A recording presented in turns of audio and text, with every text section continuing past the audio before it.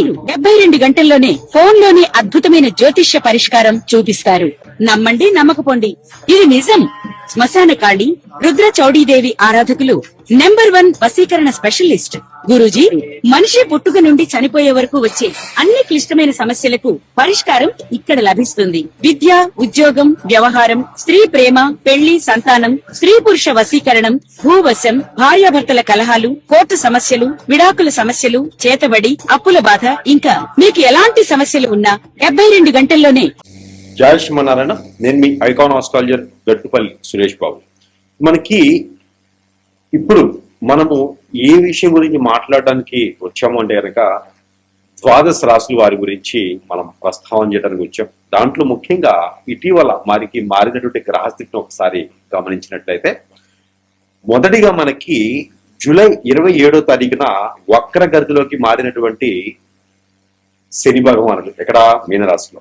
రెండోది ఆగస్టు 12వ తారీఖున కర్కాటక రాశి ఆశ్లేష నక్షత్రం 3వ తారీఖుని 12వ తారీఖున ఆశ్లేష నక్షత్రం 3వ పాదం ఏర్పడినటువంటి సూర్యగ్రహం.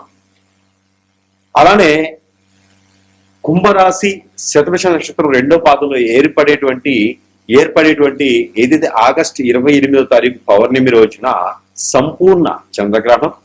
ఆ తర్వాత సెప్టెంబర్ మాసం 2వ తారీఖున మనకి మారేటువంటి శుక్రుడు ఇక్కడ స్వస్థానానికి మనకి తులారాశికి వస్తూ ఉన్నారు. దాంతోపాటు సెప్టెంబర్ 7వ తారీఖున మనకి మారేటువంటి బుధ భగవానుడు ఇతను ఎక్కడికి వస్తున్నారు?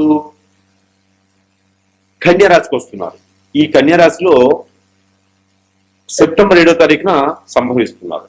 అంటే ఇక్కడ మనకి రవి భగవానుడు 17వ తారీఖు వరకు కూడా ఎక్కడ ఉంటారు? సింహరాశిలో. ఈ సింహరాశిలో సంచరిస్తూ 17వ తారీఖు సెప్టెంబర్ మాసంలో కన్యా రాశికి సంచరిస్తూ ఉంటారు. ఇవి గ్రహస్థితి. ఇప్పుడు ఈ గ్రహాల యొక్క స్థితిగతులు అంటే సెప్టెంబర్ 12వ తారీఖు వరకు కూడా 3 గ్రహాలు వారి వారి యొక్క స్వస్థానాల్లో సంచరిస్తూ ఉన్నాయి. ఆ తర్వాత 17వ తారీఖు తర్వాత 2 గ్రహాలు వారి వారికి స్వస్థానంలో సంపాదిస్తూ ఉన్నాయి. ఇక ఆగస్టు 28 అలానే ఆగస్టు 12వ తారీఖు సంచరించేటువంటి కర్కాటక రాశిలోనూ అందులో కుంభరాశి ఏర్పడే గ్రహాలిచ్చే ఛాయలు ఇవన్నీ కూడా మనము చూసుకున్నట్టయితే అలానే 27వ తారీఖు మారినటువంటి శని భగవానుడు డిసెంబర్ 11వ తారీఖు వరకు కూడా ఒక్కరి దృష్టిలో ఉంటాడు. ఈ యొక్క గ్రహస్థితిని మనం గమనించి ఆలోచించి సంచరించినట్టయితే కనుక ఈ యొక్క రాశి ఫలితాలు ఈ యొక్క గ్రహస్థితిని మనము చూచుకొని వీటికి సంబంధించినటువంటి రాశి ఫలితాలు ఎలా ఉన్నాయి, ద్వాదశ రాశుల వారికి ఎలా ఉన్నాయి, మంచి శుభ దృష్టి ఉంటుందా, అశుభ దృష్టి ఉంటుందా, ఇంకేదైనా బాగుంటుందా ఒకసారి మనం పరిశీలన చేసినట్లయితే కనుక ఖచ్చితంగా మనము తీసుకొని చూసుకోవాలి. అలానే కొన్ని రాశుల వారికి శుభ ఫలితాలు ఉన్నాయి, కొన్ని రాశుల వారికి అయితే శుభ ఫలితాలు మాత్రమే ఉన్నాయి, కొన్ని రాశుల వారికి అయితే కనుక అశుభ ఫలితాలు కనపడతా ఉన్నాయి. కాబట్టి మరి ఈ సెప్టెంబర్ మాసం నుంచి కూడా డిసెంబర్ మాసం వరకు మనం ఆలోచించినట్టయితే కనుక మరి యొక్క గ్రహస్థితి ఇలా ఉండగా మరి ఈ యొక్క గ్రహాల యొక్క స్థితిగతుల ప్రకారంగా మరి జాతకంలో దశలు, అంతర్దశలు, గోచారం వీటితో పాటు ఇంకేమైనా దోషాలు ఉన్నాయా? కాలసర్పదోషం, నాగదోషం, కుజదోషం ఉందా, లేదా నరదోషం అంటే నరదిష్టి, నరఘోష ఉందా, పితృదోషాలు ఉన్నాయా, ఇంకేమైనా దోషాలు ఉండడం వల్ల మనం ఎదగలేకపోతున్నామా, లేకపోతే అసలు ఏంటి మన జాతకాలు ఎలా ఉంటున్నాయి, మారబోతున్నాయా, మరి ఇంకేదైనా విపత్తులకి లేకపోతే ఇంకొకరి చేతులు బలైపోతున్నాయా, లేకపోతే చాలా జాగ్రత్తగా ఉండాల్సి వస్తుందా, లేదా గండాలు ఏమైనా ఉన్నాయా, లేదంటే జీవితంలో ఏం చేస్తే మనం బాగుపడతాం, ఎలాంటి చేస్తే మనము నేతృత్వంలో బాగుంటాం, ఎలాంటి రంగాల్లో మనం రాణిస్తాం అనేక వాటిని మనం గమనించినట్టయితే కనుక ఒక్కసారి మనం పరిశీలన చేసుకుందాము. మొదటిగా అందులో మనకి ద్వాదశ రాశుల్లో ఒకటి మేషరాశి వారికి మనం అనుకున్నట్టుగానే గ్రహాల యొక్క స్థితిగతులు అన్ని కూడా మళ్ళీ అలానే 12వ స్థానంలో ఉన్నటువంటి శని భగవానుడు వక్ర దృష్టిలో ఉండడం ఇవన్నీ కూడా మరొక విషయం ఏంటంటే కనుక ఈ ఆగస్టు మాసంలో 28వ తారీఖున ఇక్కడ మనకి 11వ స్థానం ఏదైతే ఉందో ఈ 11వ స్థానంలో కుంభరాశిలోనే చంద్రగ్రహణం ఒకటి ఆరంభం అవటం, ఇవన్నీ కూడా లాభస్థానంలో వస్తున్నాయి. కాబట్టి మేషరాశి వారికి కొంతమేర అశుభ దృష్టి అని చెప్పొచ్చండి, కానీ కొంతమేర శుభ దృష్టి అని కూడా చెప్పొచ్చండి.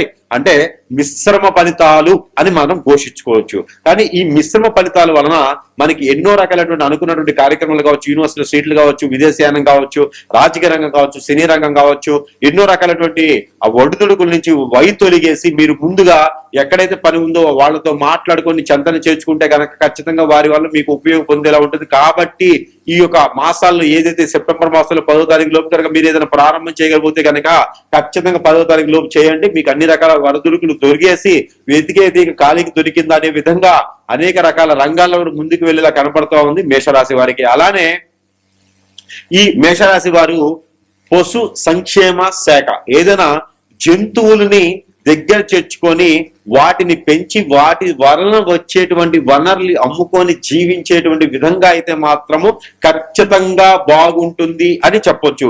కాబట్టి ఎవరైనా సరే అలాంటి జంతువులు, గేదెలు కావచ్చు, ఆవులు కావచ్చు, దూడలు కావచ్చు, మేకలు కావచ్చు, ఇలాంటి పెంపుడు జంతువుల్ని పెంచుకొని వాటి వలన వచ్చేటువంటి ఆదాయం వలన బతికేటువంటి వాళ్ళలో నరదిష్టి, నరఘోష, అలానే గ్రహాల యొక్క స్థితిగతులు ఇవన్నీ కూడా ఉండవు.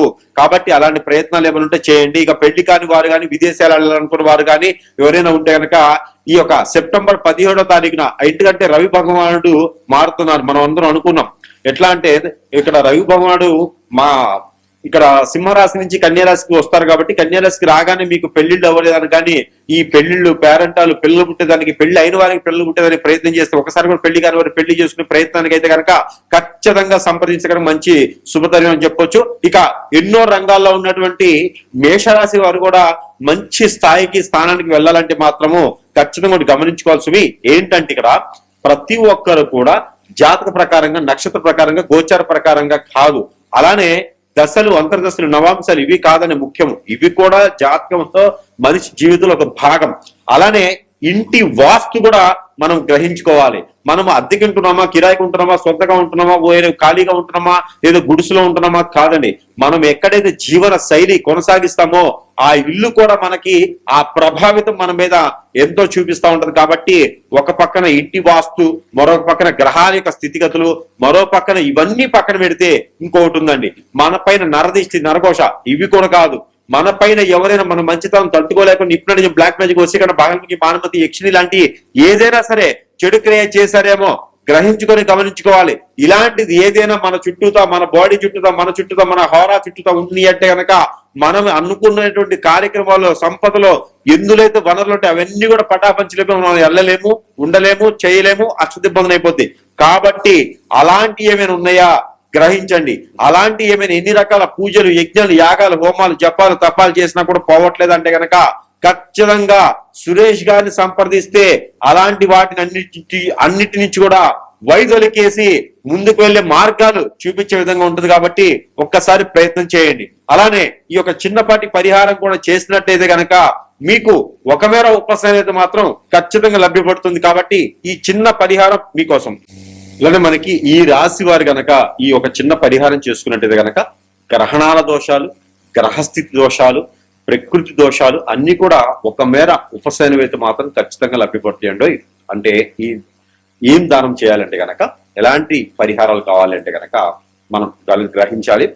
ఈ రాశి వారు గోధుమలు, జొన్నలు, రాగులు, కందులు, సజ్జలు, బియ్యము, ఉలవలు ఇవన్నీ కూడా ఒక్కొక్కటి వస్తువు, దీంతో పాటు నల్ల మినుములు, నల్ల నువ్వులు, పచ్చ పెసలు, బ్రౌన్ శనగలు ఇవన్నీ కూడా ఒక్కొక్క వస్తువు ఒక్కొక్క పావు కిలో చొప్పును తీసుకొని, ఒక కొబ్బరికాయ తీసుకొని, కర్పూరం బిళ్ళలు ఒక 5 తీసుకొని ఇవన్నీ కూడా తనకి తాను దిష్టి తీసుకోవాలి. ఏ రోజైనా పర్వాలేదు. ఇవి గ్రహణాలకి, గ్రహాలకి రెండింటికి సంబంధించింది. అందరూ చేసుకోవాల్సి ఇది తీసేసుకొని తల చుట్టూ 7 టైమ్స్, తల దగ్గర నుంచి కాలు వరకు 7 టైమ్స్ దిష్టి తీసుకొని ఎక్కడైనా పారిడి నీటిలో కానీ, పొదలగొని చెట్లలో కానీ వేసేసేయాలి. అలానే సేమ్ ఐటమ్స్ మళ్ళీ తీసుకొని తనకి తానే ఒక క్లాత్ పలుకుని కూర్చొని ఇంట్లోనే భుజాల మీద అభిషేకం చేసుకోవాలి. ఈ అభిషేకం చేసుకున్నటువంటి ద్రవ్యాలన్నీ కూడా ముడుపు కట్టుకొని ఎక్కడైనా పారిడి ఒట్ల నీటిలో వేసేసి స్నానం ఆచరించి ఆ వస్త్రాలు కూడా అక్కడ ఒడిచి వేసేసేయాలి. ఎక్కడైనా వచ్చిన తర్వాత అమ్మవారికి, స్వామివారికి కానీ మట్టి పని మీద 2 ఒత్తులు వేసి దీపారాధన చేసుకోవాలి. అలానే ఆవు పాలు ఒక 1/2 లీటర్ తీసుకొని ఒక మట్టి పిడకలో పోసుకొని, ఇది మంగళ శనివారాలు చేసుకోవాలి, మాసంలో ఒకసారి చేస్తే సరిపోతుంది, అందరూ చేసుకోవచ్చు. అలానే మట్టి పిడకలో పోసుకొని ఒక జాజికాయ, ఒక పసుపుకు ఒక చిటికెడు, జాజికాయ ఒకటి, అలానే నల్ల నువ్వులు ఒక చిటికెడు, ఆ నల్ల నువ్వులు ఒక చిటికెడు, తెల్ల ఆవాలు ఒక చిటికెడు దాంట్లో వేసేసి ఇవన్నీ కూడా తల చుట్టూ దిష్టి తీసేసుకుని ఒక 7 సార్లు, తల దగ్గర కాలువరికి 7 సార్లు దిగదార్చుకొని ఇవన్నీ కూడా తీసుకుని ఇక్కడ పుట్ట దగ్గర కానీ చెట్టు దగ్గర కానీ ఏ చెట్టు అయిన పర్ల రోడ్డుకి ఇరువైపులు కనుక పెట్టినట్టయితే అన్ని రకాల అవరోధాల నుంచి మీరు బయటపడ్డట్టే. అలానే ఎవరికైనా ఒక ముగ్గురికి, పెద్దవాళ్ళకి, పేదవాళ్ళకి, అడుక్కునే వారికి, ఆడవారికి ఒక ముగ్గురికి 3 చీరలు, 3 రకాల బ్లౌజ్ పీసులు, అలానే 3 రకాల ఫ్రూట్స్ తీసుకుపోయి దానం ఇచ్చేస్తే కనుక పెళ్లిళ్ళు కాని వారికి పెళ్లిళ్ళు కూడా అయ్యేటువంటిది కనిపిస్తా ఉంది. కాబట్టి ఇలాంటి పరిహారం చేసుకోవాలి. అలానే మీ అందరూ కూడా ఎక్కడైనా మీరు స్నానం చేసే నీటిలో పసుపు గాని లవంగాలు గాని, ఇంగువ గాని, అలానే స్నానం చేసే నీటిలో ఉప్పు గాని, అలానే నల్ల నువ్వులు గాని, నల్ల మినుములు గాని, మిరియాలు గాని, లేకపోతే దాల్చిన చెక్క, లవంగాలు, ఇలాచి, ఇలాంటి ఏదైనా ఒక వస్తువు, చిన్న బయట వస్తువు తీసుకొని స్నానం చేసి నీటిలో వేసుకొని స్నానం చేస్తే మీకు నరదిష్టి, నరఘోష కూడా ఖచ్చితంగా పటాముంచలేదానికి ఎక్కువ అవకాశాలు కనపడతా ఉన్నాయి. కాబట్టి ఈ రాశి వారి దగ్గర ఖచ్చితంగా మరొక విషయం ఏంటంటే కనుక మీరు అందరూ కూడా ఏం చేయాలంటే సమీప దూరంలో ఎక్కడైనా సుబ్రహ్మణ్య స్వామి గుడి ఉంటే కనుక ఆ సుబ్రహ్మణ్య స్వామి దగ్గర 41 రోజు లేదా 21 రోజు లేదా 11 రోజులైనా సరే ఆ వారి పాదాల చెంతన కళ్ళు కొంచెం వేసిరండి. లేదు అంటే కనుక నాగపడిగలు ఉంటాయి, ఎక్కడైనా సరే మానస వారి నాగపడిగలు ఉంటాయి. అలానే కుమారస్వామి, అయ్యప్ప స్వామి అంటారు. అక్కడ మీ సమీప దూరంలో ఎక్కడైతే ఎవరైతే అందుబాటులో ఉన్నారో వారి దగ్గర అయితే కనుక మినిమం 11 రోజులు కళ్ళుప్పు తీసుకుపోయి కొంచెం వారి పాదాల చెంతన పెట్టేసేయండి. 11 రోజు కానీ, 21 రోజు కానీ, 41 రోజు కానీ ఒక కొబ్బరికాయ కుట్టేసి ఆ కొబ్బరి చెప్పులో నూనె పోసేసి దీపారాధన వెలిగించేసారండి. ఇలా చేయడం ద్వారా మీకు ఆర్థికమైనటువంటి ఇబ్బందులు, ఆస్తి కావాలి, అంతస్తులు కావాలి కాదు, ఇల్లు కావాలి, వాకిలి కావాలి, సంపాదనను సంపాదించుకోవాలి, నిలకడగా ఉండాలి, నిలదొక్కోవాలి, అందరికీ కూడా మంచి సానుకూలమైనటువంటి పరిహారం అని ఖచ్చితంగా చెప్పవచ్చు. మరొకటి, ఇలాంటి పరిహారాలు చేయడం ద్వారా అందరికీ కూడా మంచి శుభదాయకమైనటువంటి సానుకూలమైనటువంటి గ్రహాల యొక్క స్థితిగతులన్నీ కూడా మన వైపు వచ్చేందుకు ఉంటాయి. కాబట్టి ఇలాంటి చిన్న చిన్న పరిహారాలతో మనం ఖచ్చితంగా ఉపశమనం పొందొచ్చు. లేదు కాదు కూడదంటారా, మనకి ఇంకా మించినటువంటి పరిహారాలు, అలానే జాతకరీత్యా కాకుండా గోచారరీత్యా కాకుండా ఏదో మనం ఇబ్బంది పడుతున్నాం అనుకుంటే మాత్రం ఖచ్చితంగా సురేష్ గారిని సంప్రదించండి. సంప్రదిస్తే మీకున్నటువంటి సమస్యకి పరిష్కార మార్గం చూపించే విధంగా మాత్రం ఖచ్చితంగా ఉంటుంది. అది తంత్రమైన, మంత్రమైన, యంత్రమైన, యాగమైన, యజ్ఞమైనా సరే, అగ్నిహోత్రమైనా సరే, మీకున్న సమస్యకి పరిష్కార మార్గం చూపించే విధంగా ఉంటుంది. అలానే మనకి పరిష్కార మార్గం చూపించే విధంగానే కాకుండా మన దగ్గర ఎన్నో రకాల వస్తువులు మంత్రోచ్చారణ చేసి, అగ్నిహోత్రం చేసి, తంత్రం చేసి, యంత్రం చేసి ఉంటాయి. అవన్నీ కూడా మీకు చెంతకి చేర్చేటువంటి సదవకాశం కూడా మన దగ్గర లభ్యపడుతుంది. కాబట్టి ఎవరైనా సంప్రదించలేని వారు కాంటాక్ట్ ద్వారా కూడా ఫోన్ చేయడం, స్క్రీన్ మీద కనిపించే నెంబర్కి కాల్ చేయడం ద్వారా కూడా మీకు వస్తువుని మీ చెంతకే చేరుస్తాం. కాబట్టి సరసమైన ధరల్లో పూజించి చెప్పి పంపిస్తాం. వాటి వల్ల కూడా మీ సమస్య పరిష్కార మార్గం అయితే ఖచ్చితంగా లభ్యపడుతుంది.